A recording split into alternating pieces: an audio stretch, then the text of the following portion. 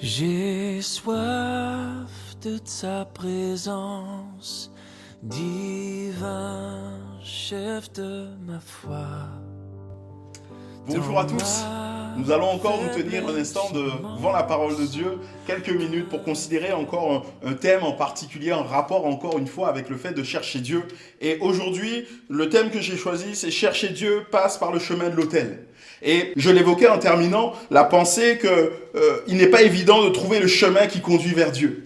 Paul nous dit que les hommes tâtonnent, les hommes cherchent. On est comme un peu dans le noir en train de chercher un objet dans une pièce qu'on ne connaît pas. Et donc nos mains nous servent pour percevoir ce qu'il y a autour de nous. Mais nos mains ne voient pas très loin. On est obligé de tâtonner, de poser les mains à gauche et à droite pour pouvoir trouver l'objet qu'on veut. Et des fois, un objet qui peut se trouver si proche de nous, on va mettre tellement de temps à le trouver. Des fois, on va s'éloigner de cet objet avant de revenir, de se rapprocher. On va tâtonner.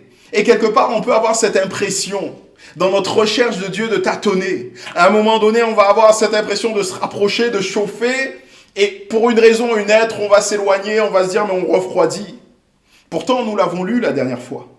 Premièrement, nous sommes assurés de trouver Dieu si nous le cherchons de tout notre cœur. C'est une promesse que Dieu a faite, c'est une promesse de sa part. Deuxièmement, nous l'avons lu, nous devons pour cela nous conformer aux lois de Dieu, nous devons pour chercher Dieu, nous appliquer à ce que lui a voulu. Donc, j'aimerais dire que même lorsqu'on a l'impression de tourner en rond, même lorsqu'on a l'impression de ne pas s'approcher de Dieu, de ne pas creuser, ou en tout cas de ne pas réduire, l'écart qui nous a séparés de lui, nous devons avoir cette certitude qu'on est sur le bon chemin. Cela peut prendre du temps. Cela peut nous demander des efforts. Cela peut être difficile. Mais l'objectif est au bout. Nous allons l'atteindre. Mais nous devons aussi réaliser que Dieu a promis que si on le cherche de tout notre cœur, selon ce qu'il nous enseigne, on le trouvera. Nous avons cette certitude. Mais que nous enseigne la Bible sur la manière de chercher Dieu? Nous allons le voir toujours en nous arrêtant sur un instant sur la vie d'Asa, sur une partie de ce qu'il a pu vivre. Nous allons encore lire dans ce livre des Chroniques, au deuxième livre des Chroniques, chapitre 15. Et cette fois, nous lisons à partir du verset 8. Après avoir entendu ces paroles et la prophétie d'Oded, le prophète, Asa se fortifia et fit disparaître les abominations de tout le pays de Juda et de Benjamin et des villes qu'il avait prises dans la montagne d'Éphraïm, et il restaura l'autel de l'Éternel qui était devant le portique de l'Éternel. Il rassembla tout Juda et Benjamin et ceux d'Éphraïm, de Manassé et de Siméon qui habitaient parmi eux, car un grand nombre de gens d'Israël se joignirent à lui lorsqu'ils virent que l'Éternel son Dieu était avec lui. Ils s'assemblèrent à Jérusalem le 3e mois de la 15e année du règne d'Asa. Ce jour-là, ils sacrifièrent à l'Éternel, sur le butin qu'ils avaient amené, 700 bœufs et 7000 brebis.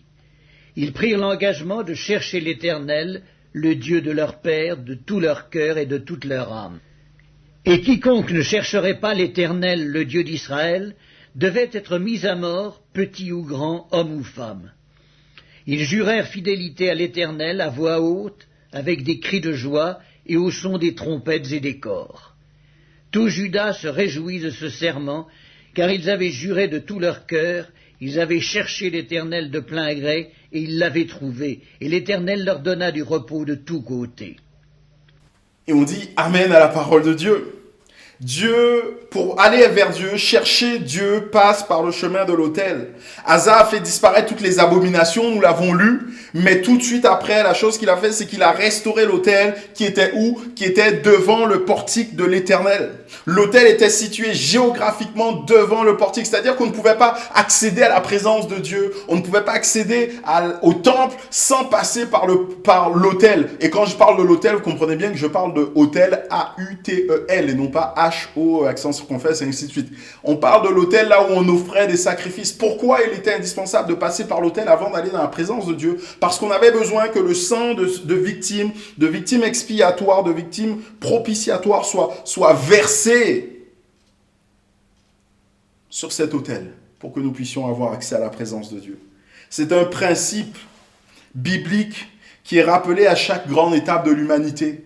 Déjà à la chute, alors qu'Adam et Ève se cachaient et qu'ils s'étaient fait des vêtements de figues, il nous est dit que Dieu va leur faire des vêtements de peau. Et là, il y a comme l'image de ce premier sacrifice, l'image de ce premier innocent qui paie pour des coupables. Et parce qu'ils avaient la possibilité d'avoir ces vêtements, ils peuvent de nouveau se présenter dans la présence de Dieu. Même si après, ils seront éloignés de lui. Mais on se rend compte que cette idée a été transmise parce que Abel et ensuite les patriarches ont continué d'offrir des sacrifices, des holocaustes à Dieu. On le voit aussi lorsque Dieu a donné la loi à Moïse. Ce principe a été comme encore le plus précisé. Et j'aime beaucoup lire la fin du livre de l'Exode où on voit la présence de Dieu descendre sur le tabernacle et Dieu qui est présent dans le tabernacle. Et lorsqu'on lit le début du livre des Nombres, on se rend compte que Dieu est présent dans le tabernacle, mais que Moïse est en train de parler avec lui dans le tabernacle, alors qu'avant il était en dehors du tabernacle. Qu'est-ce qui se passe entre les deux? Il y a le livre du Lévitique. Et le livre du Lévitique nous parle des sacrifices. C'est même le thème central du livre des Lévitique. Lorsqu'on regarde les thématiques qui sont abordées, il y a une thématique au milieu qui est le sacrifice d'expiation. Lévitique chapitre 16. Et même au début du livre des Lévitiques, les 6 premiers chapitres, il est question des sacrifices qui sont offerts. Le sacrifice est cette valeur cardinale qui a permis à Moïse de passer de l'extérieur de la présence de Dieu, de l'extérieur du tabernacle, à l'intérieur du tabernacle. Et que dire de la croix, qui est le summum même de l'accomplissement de ce principe. Jusqu'à la croix, il fallait régulièrement répéter les sacrifices qui nous permettaient de nous approcher de Dieu. Car ces sacrifices avaient une action limitée. Voilà ce que nous dit l'auteur des Épîtres aux Hébreux, Hébreux chapitre 10, verset 4. Car il est impossible que le sang des taureaux et des boucs ôte le péché.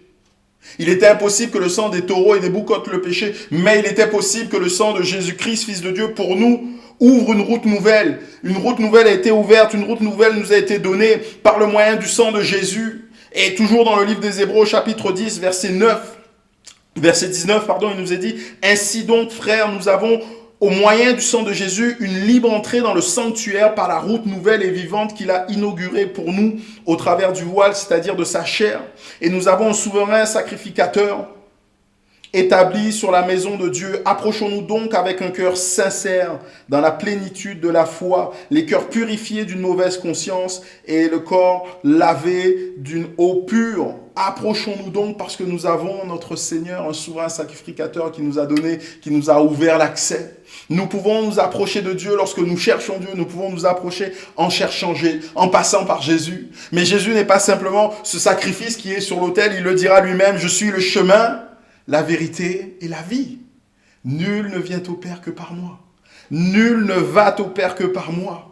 Une nouvelle voie a été inaugurée. Il est cette nouvelle route par laquelle nous pouvons passer. Et cette route, mes bien-aimés, vous pouvez être sûr qu'elle n'est jamais embouteillée. Cette route, mes bien-aimés, vous pouvez être sûr qu'elle n'est jamais fermée pour cause de travaux. Cette route, mes bien-aimés, vous pouvez être sûr qu'elle n'est pas restreinte à certains. Il ne s'agit pas d'une route que seuls les riverains peuvent utiliser, mais c'est une route qui a été ouverte pour l'humanité tout entière. C'est une route qui a été ouverte pour toi. C'est une route qui a été ouverte pour moi. C'est une route qui a été ouverte pour le monde entier. Et cette route nous permet d'accéder au Père. Je ne sais pas si vous avez l'impression de tourner en rond, de tâtonner sans obtenir aucun résultat, sans trouver ce que vous cherchez. Le but de votre quête qui est de chercher Dieu, de trouver Dieu. Vous avez peut-être même l'impression de vous être éloigné au cours de cette semaine de Dieu, alors qu'au début, ça avait commencé tout feu, tout flamme. Et là, vous êtes peut-être en train de vous éloigner. On peut être assailli de toutes sortes de sentiments quand on recherche Dieu. Mais ce qui doit nous servir de boussole, ce qui doit être pour nous le repère, ce qui doit être pour nous la direction, c'est et ça doit toujours être la parole de Dieu. Les promesses sont certaines. On trouvera Dieu si on le cherche de tout notre cœur, selon les règles de Dieu. Et ici, il y a un principe clair qui a été énoncé et que nous trouvons dans toute la parole de Dieu et sur lequel nous pouvons nous appuyer. Lorsque nous voulons nous approcher de Dieu, nous devons passer par l'autel des sacrifices. Lorsque nous voulons nous approcher de Dieu, nous devons passer par ces victimes qui sont offertes. Et aujourd'hui, pour nous qui sommes parvenus à la fin des temps, nous savons que si nous voulons nous approcher de Dieu, nous pouvons nous approcher de Jésus, qui est cette victime expiatoire, qui est morte sur la croix, sur la croix pour nous, qui a offert ses péchés, qui a offert son corps, sa vie pour les péchés de l'humanité. J'aimerais simplement t'encourager à aller vers Jésus. Aime-le Serre-le, loue-le, soumets-toi à lui, soumets-toi à ses enseignements et tu ne pourras pas te tromper de chemin.